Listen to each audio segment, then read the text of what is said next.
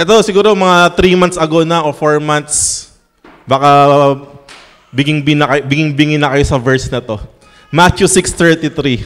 But seek first the kingdom of God and His righteousness, and all these things shall be added unto you. Ako po talagang ever since, and po yung pinaka-first verse na talagang nagrema po sa akin. Diyan ako talagang lumalim bilang isang Kristiyano. Napakababaw pa nga ng pagkakaintindi ko before eh. Parang para sa akin dati, seek first, parang unahin lang si God, magsimba lang lagi. Parang ganoon lang. Pero si Lord, minimit tayo sa level ng faith na meron tayo eh. Tapat ang Diyos eh. No? Talagang yung pagkakaintindi ko doon, ibibigay ng Diyos lahat ng pangangailangan, unahin mo siya. Praise God, tapat naman si God. At habang tumatagal yung panahon, lumalalim din po yung pagkakaintindi natin sa verse na yan. And this season, mas lumalim pa ng gusto. Nasabi, seek His kingdom and His righteousness. Then natakil natin ng ilang beses yung His kingdom. For tonight, magbibigay po ako ng emphasis dun sa seek His righteousness. Okay ba yan? Praise God.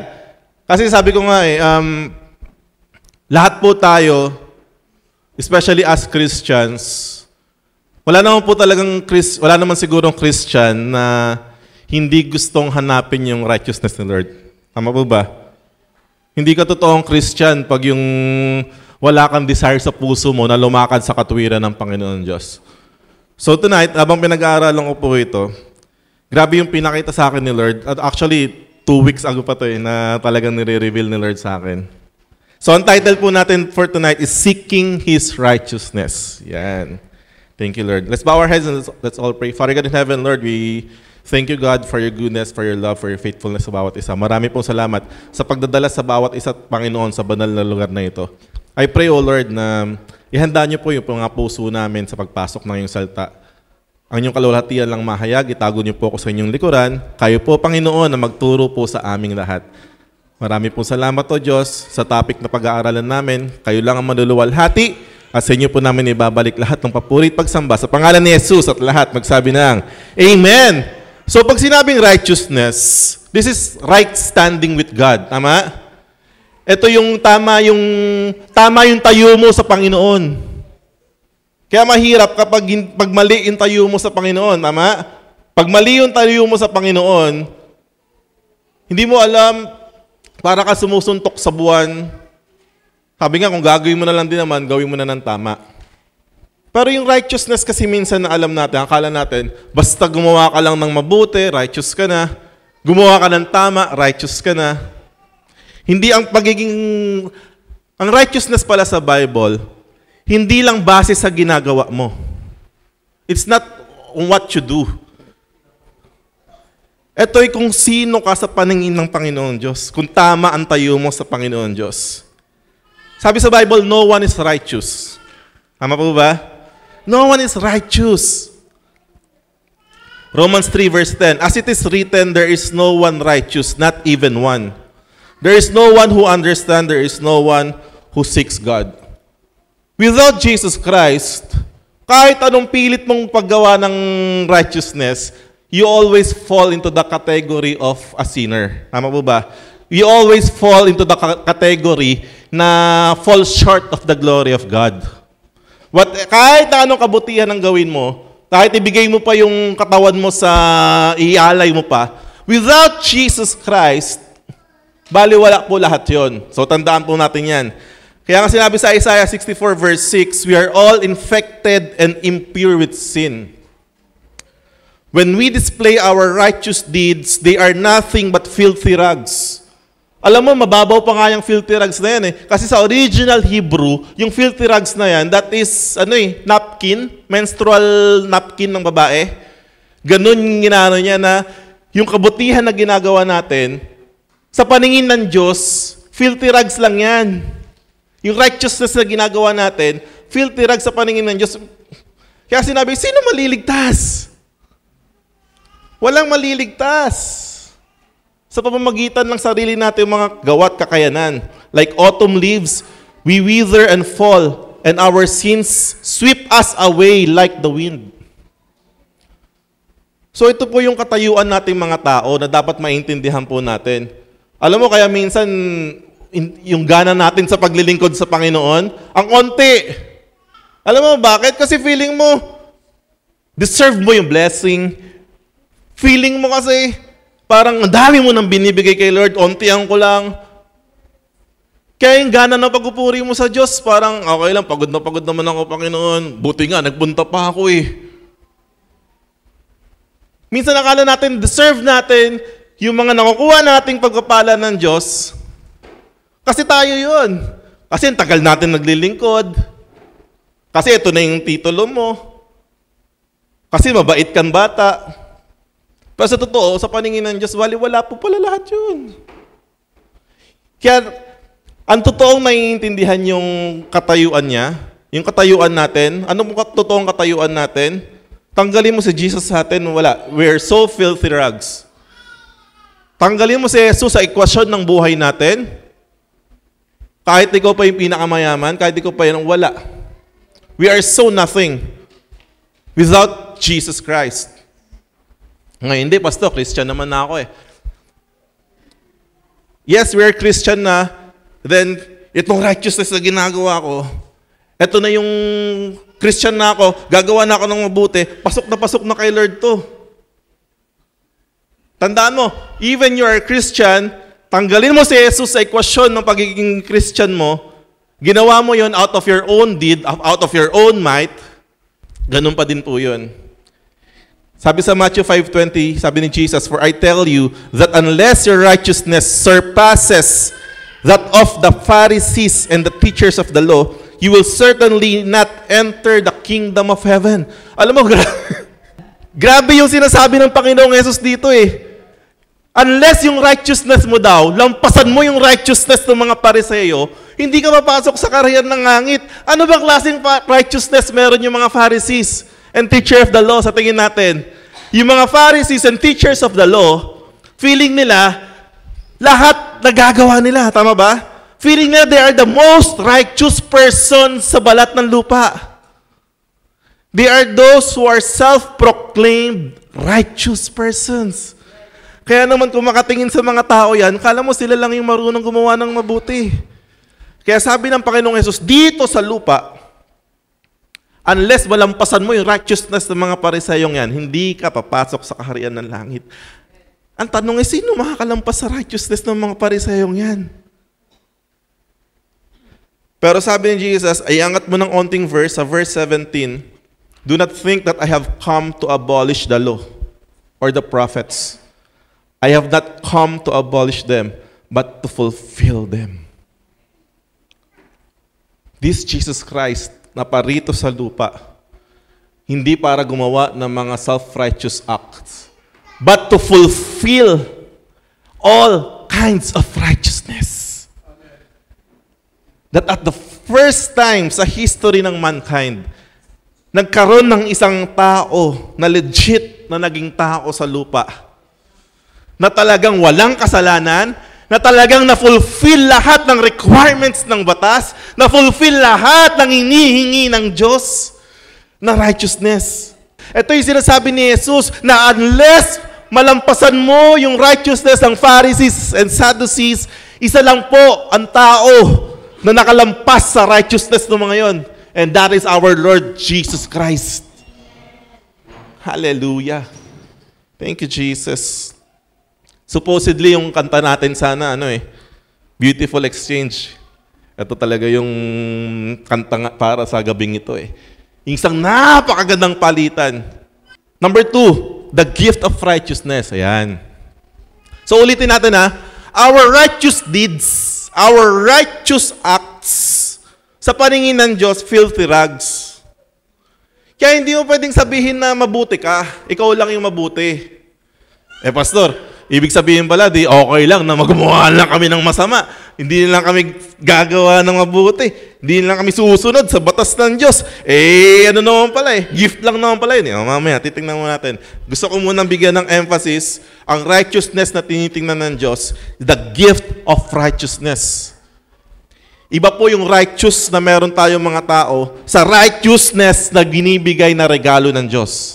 Tingnan natin Sabi sa Romans 5:17, for if by the trespass of the one man, death reigned through that one man, how much more will those who receive God's abundant provision of grace and the gift of righteousness will reign in life through that one man, Jesus Christ. Hallelujah. May dalawang point na binibigay. May abundant provision of grace at gift of righteousness. Church, kailangan mabuksan ang isipan mo na merong binigay ang God na abundant provision of grace at gift of righteousness. Isang regalo ng righteousness na tatanggapin. Ano pong ginagawa sa regalo? Tinatanggap. For us to be a sinner, we do not need faith. Alam mo ba yun? Hindi mo kailangan ng pananampalataya para gumawa ng kasalanan. Hindi mo kailangan ng pananampalataya para maging makasalanan ka. Dahil normal sa atin yun. Pero sabihin ko sa iyo, kailangan mo ng pananampalataya para maniwala na ikaw ay nakatanggap ng regalo ng righteousness mula sa Diyos. You need faith to believe in that. You need faith to believe that you have received the abundant provision of God's grace into your life. Kasi pag na-receive mo raw yun, pati yung gift of righteousness, you will reign in life. May malaking pagkakaiba. Yung sarili mong righteousness sa gift of righteousness na binibigay ng God. Tandaan mo yan. Yung sariling righteousness, you're just doing this para akala mo para maging tama. You're just doing this para magmukhang tama. You're just doing this because ito yung akala mong tamang gawin. Pero yung gift of righteousness, isa po itong estado ng buhay. It is a divine status that God is giving you through Jesus Christ. Hey, when you receive Jesus Christ, you receive a status. Napalitan na yung dati nating status, we are sinners. Nung tinanggap natin si Jesus Christ, ang tawag na sa atin, we are righteous. And we've been made righteous through faith. Oh, hallelujah. Matthew 3. Ito, maganda to eh. Si John the Baptist, nagbabaptize siya, tama? Ang baptism, it symbolizes repentance ng kasalanan. Repent and be baptized. People, pumupunta kay John the Baptist para magrepent ng kasalanan. So yung talagang yung baptism, yes, hindi siya part ng salvation, pero it is a public declaration that we are repenting of our sins. Amen? Kaya pumupunta doon sa mga nagpapabaptize, mga tinatanggap sa sarili lang, sila ay makasalanan. Amen ba ba? Hindi ka pwede magpabaptize na hindi mo kayang tanggapin na makasalanan ka. Lahat ng binabautismuhan, kaya ka nagpapabaptize kasi you are accepting that you are a sinner and repenting to your sin. But this Jesus Christ, sabi, then Jesus came from Galilee to John at the Jordan to be baptized by him. And John tried to prevent him saying, I need to be baptized by you and you are coming to me. Kilala ni John the Baptist si Jesus. Alam ni John the Baptist na si Jesus yung Messiah. Tama? Kaya nagtataka itong si John. Bakit ka magpapabaptize sa akin? Yung baptism na ginagawa ko sa mga nagre-repent sa kasalanan. Ikaw kilala ni John eh. You are the Messiah. Ano sabi ni Jesus Christ? But Jesus answered and said to him, permit it to be so now, for this is fitting for us to fulfill all righteousness. In order for Jesus to be recognized na parang tayo, He died na tayo, tama? In substitution to our sins, si Jesus namatay. Dala-dala ang ating kasalanan. So in order for Jesus to be recognized as a sinner like us, kahit wala siyang kasalanan, He undergo baptism. Yung sinisimbolo nun, lahat ng kasalanan natin, nung nagpabaptize siya, isipin mo kung hindi binaptize si Jesus, magkakaroon pa rin ng separation, magkakaroon pa rin, hindi. Paano mo sinabi na kinuha mo lahat ng kasalanan namin? O, di ba? Eh, yung sinisimbolo ng baptism is repentance of our sin. So when Jesus Christ nagpabaptize to fulfill all righteousness, now, kaya nung pagkabaptize kay Jesus Christ, Pagkaahon niya, ano narinig ng mga tao? Bumukas ang langit, bumaba ang banal na spirito, narinig nilang boses ng Ama, sabi, "This is my Son, whom I am well pleased." Wow, hallelujah. Now, Father God is so pleased. Ito si Jesus, ready nang ialay. Ready na bayaran ng ating mga kasalanan.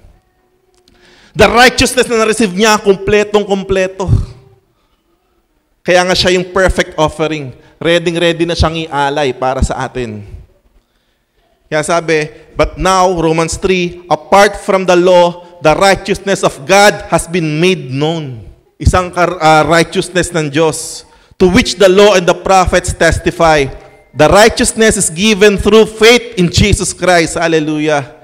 The righteousness na meron kay Jesus Christ, if you have faith in Jesus, this righteousness, is given. So yung righteousness na meron tayo ngayon through Jesus Christ is not by our deeds and not by our works, but it was given sa atin through our faith to Jesus Christ. Hallelujah. To all who believe. Meron po ba akong kasama ritong naniniwala? Amen. Thank you, Lord, sa mga naniniwala. To all who believe. Gusto ko po talagang bigyan ng emphasis yan. Kasi marami po sa atin, hanggang ngayon, hindi pa rin kayang lubusang tanggapin na siya'y righteous sa paningin ng Diyos. And that gives separation. Hindi po lahat kayang lumapit sa Diyos with confidence. Come, approach the throne of grace with confidence. Paano ka magkakaroon ng confidence to approach the throne of grace? How? Alam mo sa sarili mo, makasalanan ka. Alam mo sa sarili mo, you fail. Alam mo sa sarili mo, ikaw mismo, alam mo sa sarili mo that you are not worthy. But through faith, if you really have faith and you really believe that you received the gift of righteousness ng Diyos, and now God is looking at you. You are a righteous in the eyes of God. Now you can approach the throne of grace with confidence. Kaya ang sarap mo mag-worship. Amen? Kaya masarap mag-worship kay Lord. Kasi alam mo, God is looking at you not by what you have done, but by the blood of Jesus Christ na tinanggap mo. Kailan mo matututunan yan? Kaya sabi sa 2 Corinthians 5:21, for God made Christ, who never sinned, to be the offering for our sin. Ito yung divine exchange na nangyari. So that we could be made right with God through Christ. Sabi sa NIV, so that in Him we might become the righteousness of God. Hallelujah. Palakpakan si Lord. Thank you, God. Thank you, Lord. Hey. Alam mong ginagawa ng demonyo ganito. Alam mo kaya napaka-importante po ito. Kaya part 2 ng Matthew 6:33 It's very important to seek the kingdom of God and His righteousness. Take note, His righteousness. Not just your own righteousness, but His righteousness. Alam mo bakit napaka-importante po nito? Because the devil, the accuser of the brethren, wala pong ibang gagawin yan kundi i-condemn ka, kundi ipaalala kung sino ka. Kaya minsan, malalaman mo yun. Alam mo, may mga tao na ang tingin nila sa mga tao kung sino sila nung una nila nakilala. Tama? Oh, eto si ganitong lasinggero, eto si ganitong babaero, eto si ganitong mangungupit, eto si ganitong magnanakaw. 10 years nang lumipas, ganun pa rin ang pagkakakilala nila. Parang walang chance magbago. Parang walang chance makatanggap ng grace ng Lord. Parang walang chance na first impression, last. Ganun talaga sa mundo. And the devil is always using that. Always reminding you of your sin, of our sin. Tama? Nagrepent ka na, nag-confess ka na kay Lord, lumalakad ka na ng tama sa Kanya, pero isang talisod mo lang, di ba? Simba-simba ka pa. And the result, anong result?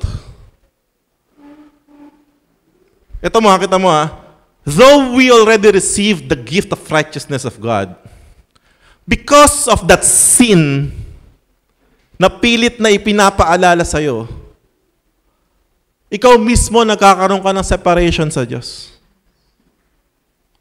Lagi ko pong binibigay na example. Kapag ikaw po meron kang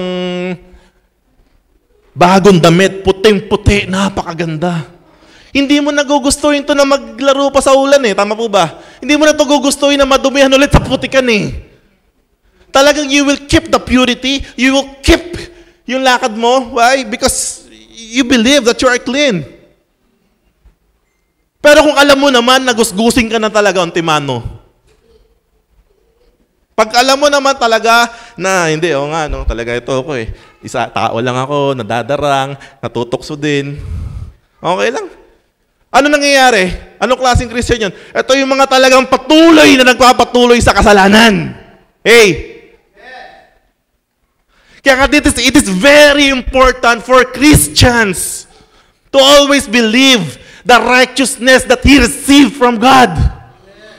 It is very important para talaga tayo makalakad. Kaya nga sabi, seek His kingdom and His righteousness. His righteousness, the imputed righteousness of God sa'yo.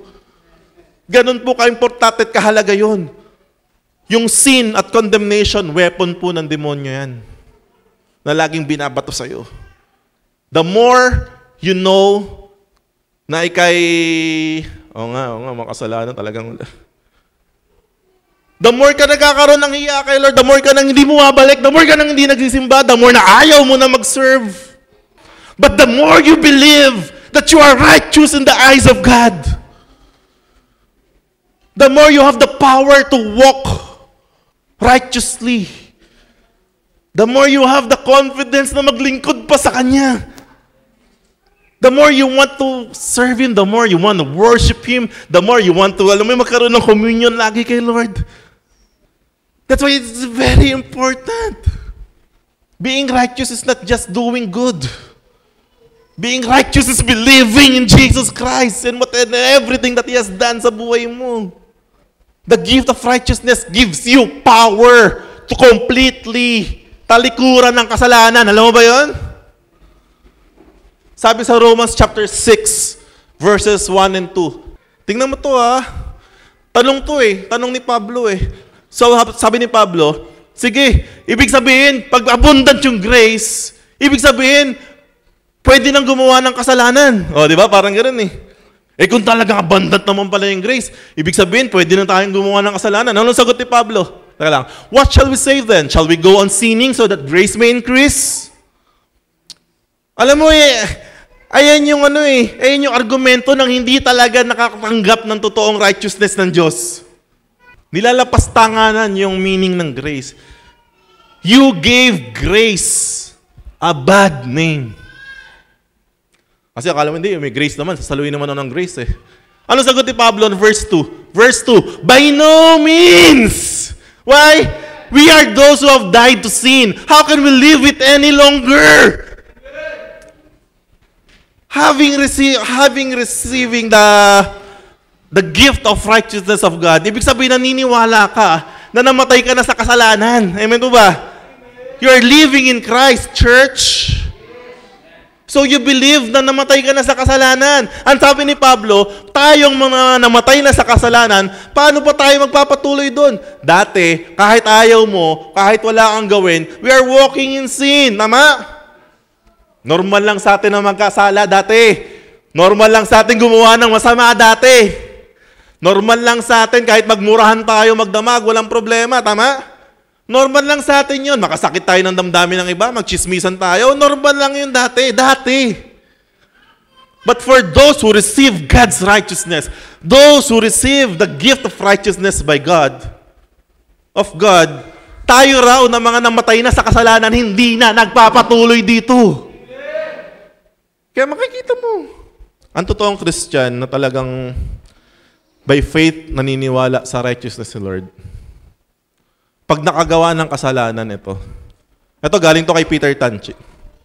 Quote ko siya. Ang totoong Christian na nakagawa ng kasalanan, after makagawa ng kasalanan, feel bad. Feel terrible. Tama? Ewan ko sa inyo Sino po rito hindi pa na-try makagawa ng kasalanan? So lahat tayo nakagawa na tayo ng kasalanan. Malupit man, malaki man, maliit man. Ang totoong Christian na naniniwala talaga na siya'y niligtas ng Diyos at nakatanggap ng gift of righteousness, after makagawa ng kasalanan, feeling di okay. Tama, mali? Feeling remorseful, feeling repentant, feeling bad. Why? Because meron tayong Holy Spirit na nasa loob na nagko-convict sa atin. Tama? Nagko-convict na ano? Na mag-repent, humingi tawad, bumalik. Bumalik ulit sa tama. Pero kung ikaw yung tipong Christian, na after mong gumawa ng kasalanan, kiber lang. Tingin mo may ganong Christian? Yes. Sila yung mga Christian na Pariseo. Oh. Sila yung mga Christian na feeling nila okay lahat. Kasi ang Christian na talagang nakatanggap ng gift of righteousness, alam yan, nagpapakumbaba yan. Kaya ganun po ka-importante at kahalaga. Now, question, how to seek His righteousness? So, paano i-seek yung righteousness ng Lord? Di ba sabi ko kanina, Pastor, ibig sabihin, hindi na kailangan gumawa ng mga mabubuting gawa. Hindi nun. Yan, baka may nag-isip sa inyo ganyan. So, ito na yung sagot ko po dyan. How to seek His righteousness? Pastor, ibig sabihin, kahit hindi na lumakad sa righteousness. So, ito na nga po yung sagot ko dyan. Ulit mo kasi. If you're really seeking God's righteousness, every day, pagkagising mo pa lang, when you pray, you're really thanking God for the gift of righteousness. Amen? Amen. Sabi ni Peter, make your calling and your election sure. Huwag kang magpapakampante. Hindi, I'm saved. Once saved, always saved. Hindi ganun yun. Tinanggap mo si Lord ngayon, tapos Ay, nako. Pero ako naniniwala sa mga totoo talaga naka-encounter kay Lord. Sa totoo talaga naka-encounter sa Kanya. Hindi na lalayo eh. Tama, mali? Hindi siya lalayo eh. Ito na. Sabi sa John chapter 10, verse 2, the one who enters by the gate is the shepherd of the sheep. Tingnan mo ha. The gatekeeper opens the gate for him.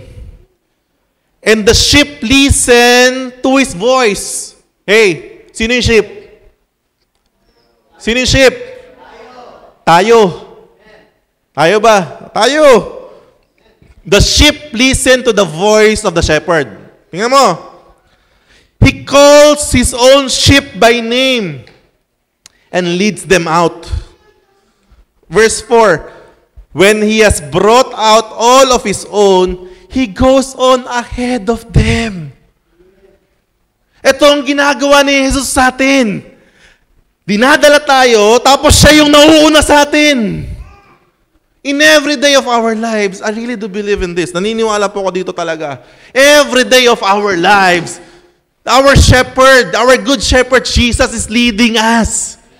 He's going before us. Kaya nga sabi, trust in the Lord with all your heart and lean not on your own understanding. In all your ways. Bigyan mo ng malaking emphasis yun. In all your ways. Not just some of your ways. In all your ways. Acknowledge Him. And He shall. He goes on before us. And His sheep follow Him because they know His voice. It's very important for everyone to know the voice of the Lord. Kasi mamaya, gawa ka ng gawa. Mamaya, sarili mo na lang palang boses yung naririnig mo. Kaya maraming Christian confused. Ang daming gustong itry, ang daming gustong gawin. Ang daming gustong subukan. Well, wala namang problema doon. Siguraduhin mo lang na naririnig mo yung boses ng Lord in whatever you do. Ako, I believe in roadblocks. Ito, susunod, i-share ko sa inyo yun. I really do believe in roadblocks. Because if God is really with you, minsan kahit yung gustong-gusto mo na yung gagawin mo, you will encounter roadblocks. Tama? Ibig sabihin, hindi. Ito, gagawin ko to. Maraming mangyayari. Kung sensitive ka kay Lord, kailangan pag sensitive ka kay Lord, alam mo na may mga roadblocks siyang nilalagay sa buhay mo. And these roadblocks are just redirections. Why? Because He goes before us. Alam ni Lord na mayroong hazard banda-banda dyan pag pinasok mo yan. Kaya huwag ka masyadong malulungkot. Huwag ka masyadong ma-frustrate. Huwag ka masyadong magpapakaimo kasi hindi mo nakuha yung gusto mong gawin. If you believe that the shepherd is going before you, you will trust Him. Kaya nga everyday is very important talaga. Every day that we always pray and we always ask for leading and direction. Pwede ba yun? Araw-araw? Pwede po ba yun? Normal ba sa Christian yun, yung araw-araw nag-pray kay Lord? Uy, normal yun ah! Ang hindi normal, yung Christian na hindi nag-pray araw-araw. Kaya huwag ka masyado malungkot. Ito yung prinsipyo ko sa buhay. If you are sure na nag-pray ka, maganda yung relasyon mo kay Lord, nag-serve ka sa Kanya, may tiwala ka sa Kanya, alam mo that at the end of the day, you're good para sa kabutihan mo ang ginagawa ng Diyos. Hirap lang kasi sa ating mga sheep. Minsan meron tayong tendency na imbis na sa shepherd tayo nakatingin tayo sa mga co-sheep. Yung mga kapwa natin tupa. Sabihin mo, Lord, bakit siya ganito yung ginagawa mo na sa kanya? O ito naman katabi ko, Lord, bakit ito ganito? Okay naman siya. O bakit ito ganito? Bakit ito ganito? Alam mo, kakatingin mo sa ibang tao, nakakalimutan mo na tumingin kay Jesus. Magtiwala ka sa Kanya. Iba-iba lang na season, iba-iba lang ng pinagdadaanan, pero as long na siya yung nauuna sa atin, tiyak ka na sa mabuting pastulan Kanya dadalhin. And that's how to seek His righteousness. Why? Kasi sabi sa Psalms 23 verse 3, He restores my soul, He leads me in the paths of hey. Ito na yung sinasabi ko. Ang totoong nagsisik ng righteousness ng God, lumalakad sa katuwiran ng Diyos. So kung tatanungin mo ako, nakatanggap tayo ng gift of righteousness sa God, tama ba? Nagawa pa tayo ng tama o mali? Tama! Kasi doon tayo dinadala ng Lord. Si Jesus ang shepherd natin, hindi niya tayo dadalhin sa mali. Ewan ko sa'yo ha. Hindi ka niya dadalhin sa kasalanan. Yes, kita mo to. Nag-iba lang ng nag-shift lang. Nag-shift lang ng proseso. Yung una, pinipilit mong gumawa ng tama without Jesus. Pinipilit mong gumawa ng tama without Jesus nga lang. But this time with Jesus, you have received, nauna na yung status mo na ang tingin ng Diyos sa'yo is righteous, tanggap ka na ng Diyos. And now, susundan mo na lang yung landas na nilakad niya, landas ng katuwiran. Kasi no sense na ikaw na yung pinakamabuting tao. Pero without the gift of righteousness, baliwala. Now, nauna lang na binalik ng Diyos sa atin ang ating katayuan. He made us right with Him, and now we will walk right with Him. Kaya ang totoong Kristiyano, lumalakad sa katwiran ng Diyos. Pastor, ibig sabihin, di ba, akala natin, yung law, hindi na ginagawa yung law. Kasi Old Testament yan. Sa New Testament yan. Hindi na natin yan. Hindi po ganun yun. Kasi sa Jesus, finulfill niya lahat ng law. Tama, mali? And now He goes before us. Sa tingin mo, saan siya lumalakad? Doon pa rin sa katwiran na inanda ng Diyos. Alam mo, kagandahan dito, sometimes, kahit hindi mo namamalayan, na-fulfill mo yung law. Without even you thinking, nagagawa mo yung tama. Kita mo to, dati galit ka sa magulang mo. Halos murahin mo yung magulang mo. Tama? Pero nung naging born again Christian ka, sumusunod ka sa Panginoong Jesus, natutunan mong mahalin at i-honor yung magulang mo. Nagagawa mo. Dati lakas mo mangupit. Sabi, thou shall not steal. Nung sinusunod mo na si Jesus, ayaw mo nang gawin yung ginagawa mo dati. Tama, mali? Ngayon, ang focus mo na lang nga, dati kasi sabi, kaka-focus mo doon sa 10. Pag doon ka nag-focus sa 10, mag-fail ka ng isa doon, fail mo lahat. Tama mali? Fail mo isa doon, fail mo lahat. Pag yun lang yung susundin mo. Pero now we receive the gift of righteousness na una na, ang status mo, pag tiningnan ka ng ating Ama, righteous in the sight of God because of the blood of Jesus. And now we will walk through that path that Jesus Christ has prepared for us. Sa path na yan, sigurado ko. Lahat ng requirements ng law, kasama dyan. Kasama dyan. Kaya ang totoong Kristiyano na nakatanggap ng gift of righteousness ng Panginoon, mga kingdom citizens, lumalakad ng tama sa Panginoon. Hindi mo pwedeng sabihin na born again Christian ka, kingdom citizen ka, pero gumagawa ka ng kabalastugan. Totoo. Hindi mo na kailangan ng condemnation ng demonyo to know that. You have the Holy Spirit inside you. Hey. So yun yung dapat matutunan nating lahat. Hindi mo na kailangan ng katabi mo para mag-condemn pa sa'yo. Kasi kung lumalakad ka sa Panginoon, may Holy Spirit ka. Ang sabi dito, seeking God's righteousness is living a life that continues to follow Jesus, always being thankful for the gift of righteousness. Now, living in the Spirit. Ito na yung last na natin. Alam mo, kung bakit importante ang Christian na bubuhay sa banal na Espiritu ng Diyos? It is very important. Normal po sa Christian na may Holy Spirit at namubuhay sa Spirit ng Diyos. Amen, mali?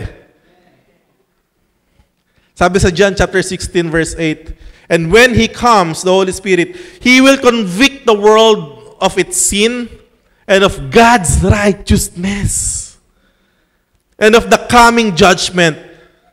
The world's sin, ano raw yung sin ng mundo? Kita mo hindi sinabing the Holy Spirit will convict the world of its sins. That sins. Just one. Of its sin. Ano raw sin yun? The world's sin is that it refuses to believe in Jesus. Itong kino-convict ng Holy Spirit sa lahat ng tao. Kasi yung sins natin na plural, sabi ko, hindi mo na kailangan ng para malaman na kasalanan yung ginagawa mo. Alam mo. Alam mo yun. Alam mong mali, ginagawa mo pa. Pero pag ang kasalanan na ginagawa mo na ay hindi ka naniniwala kay Jesus, the Holy Spirit will convict you sa sin of not believing in Him. Ano pa? Convict you of righteousness. Ano sasabihin ng Holy Spirit sa'yo? Righteousness is available because I go to the Father. The Holy Spirit will always remind you that righteousness of God is available. And you need to believe and have faith in that.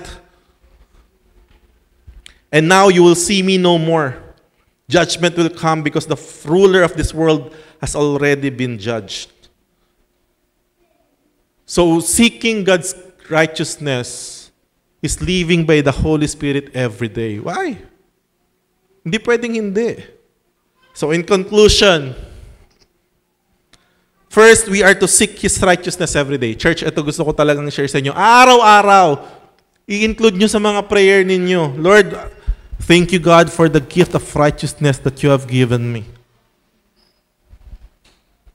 Importante kaya na maging righteous sa paningin ng Diyos?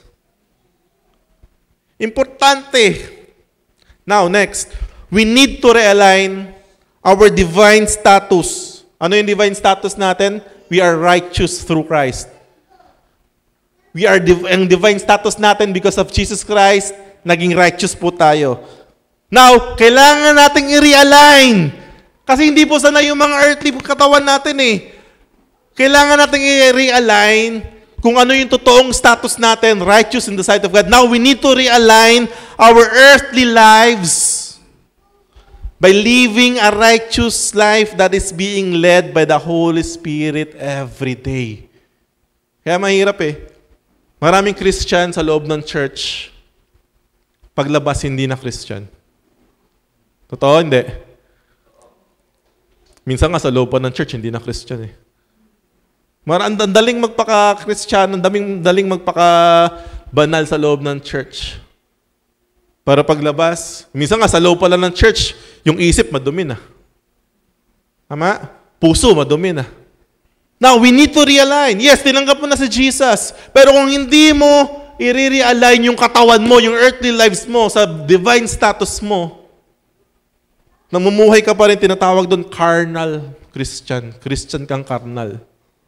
At hindi po masarap mabuhay. Sa tingin nyo, and last verse, Psalms chapter 5, verse 12. In the Bible, sa Old Testament pa lang, ang dami natin makikita mga promises ni Lord sa mga righteous na tao. Tama, mali? Sa Deuteronomy 28, sabi doon, if you will carefully obey lahat daw ng mga law and commandment, this blessing will overtake you. Basahin niyo Deuteronomy 28, napakaganda. Ang problema, wala namang kayang gumawa lahat. Tama, mali? You fail one, you fail all. But praise God, because of Jesus Christ, when you receive Jesus Christ, yung status na yun, binigay ng Diyos sa'yo yun. And now, God can consider you righteous. Kaya sabi sa Psalm 5:12, surely, Lord, you will bless the righteous. You surround them with your favor as with a shield. Hallelujah. Now you will walk every day in the favor of the Lord. Kaya hindi ka magtataka, hindi po mga swerte, hindi po nagkataon lang yung mga magagandang bagay na nangyayari sa atin. You need to know that. Yung pag-iingat ng Diyos. Huwag mong isipin na dahil magaling ka, huwag mong isipin na dahil deserve mo lahat yun. Hindi. Nangyayari sa atin lahat ng pabor ng Diyos because God is considering us righteous in His eyes. Because of Jesus. Whew. So every day, seek His righteousness. Seek His kingdom. Huwag niyo nang kalimutan yun. Part yun, dalawa yun. It goes hand in hand. Seek His kingdom. And now, seek His righteousness. Again, His righteousness. And all these things shall be added unto you. Let's bow our head, let's all pray. Father God, marami po salamat sa natanggap naming salita. I pray, God, na hindi lang namin ito basta narinig. I hope, Lord, and I pray na kumilos ka sa puso ng bawat isa. Kayo magpaintindi. Holy Spirit, Lord, kayong ang mag-cultivate, God, na araw-araw, we will live by the gift of righteousness na binigay mo. I pray for my brethren right now, O God. Kayo na kabatid ng pinagdadaanan ng bawat isa. And nothing is impossible for you, O Lord. I charge them to you, O God. May your blessing, provision, and favor be upon everyone, O God. Marami po salamat. And we will live, Lord, in your righteousness na binigay niyo po sa amin. Thank you, God. And sa inyo po namin binabigay lahat ng papuri at pagsamba. In Jesus' name, and everyone say, Amen. Praise God.